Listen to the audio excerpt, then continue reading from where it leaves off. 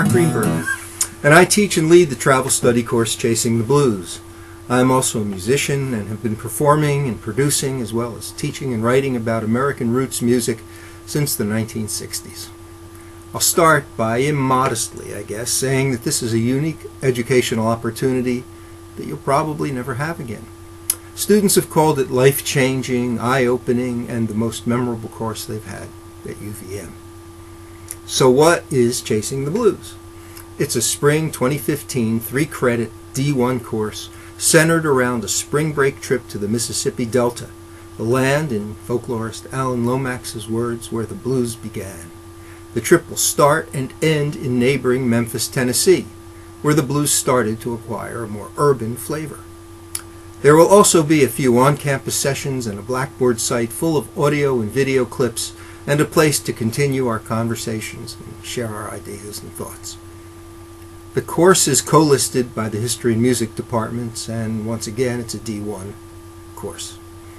You need not be a musician to take this course, and former students have come from many different departments throughout the university. Maybe I should back up and say a bit about the blues and why this music is so important. The blues is an African American musical genre that began in the 19th century and that contributed to the development of such later styles as jazz, R&B, and rock and roll. It's a music of sorrow, but also of celebration. It is, in my opinion, America's seminal art form. In Chasing the Blues, we'll visit sites associated with such blues legends as Muddy Waters and Robert Johnson. We'll go to the homestead and grave of Mississippi John Hurt and the museum bearing the name of B.B. King. We'll go to the spot where W.C. Handy, he was the self-titled father of the blues, first heard a raggedy field hand sing the kind of song that would become known as the blues. We'll hear live music at Ground Zero Blues Club in Clarksdale and on Beale Street in Memphis, and we'll visit one of the South's last authentic juke joints, where country folks still gather to dance, play pool, and have a good time.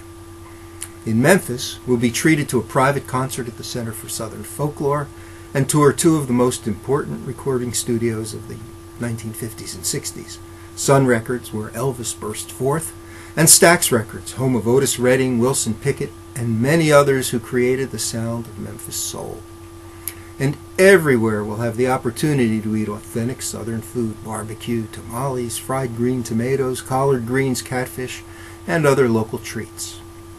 We'll also be traveling through and visiting places that were central to the civil rights movement of the 1950s and 60s, perhaps most significantly, the Lorraine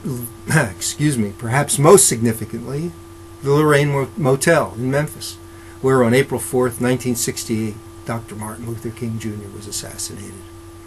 The Lorraine is now the National Civil Rights Museum, which we'll visit as our trip draws to an end.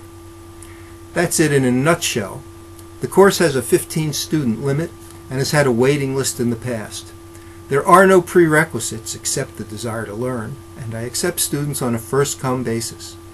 So, if you're interested, don't wait, or you might end up with the hesitation blues. For more information and an application form, go to this website.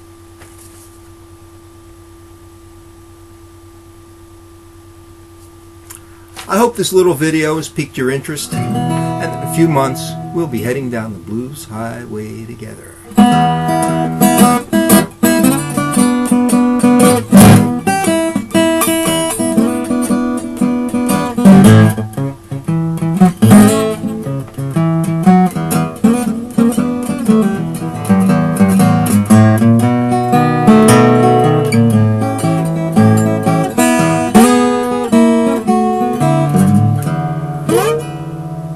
Onward.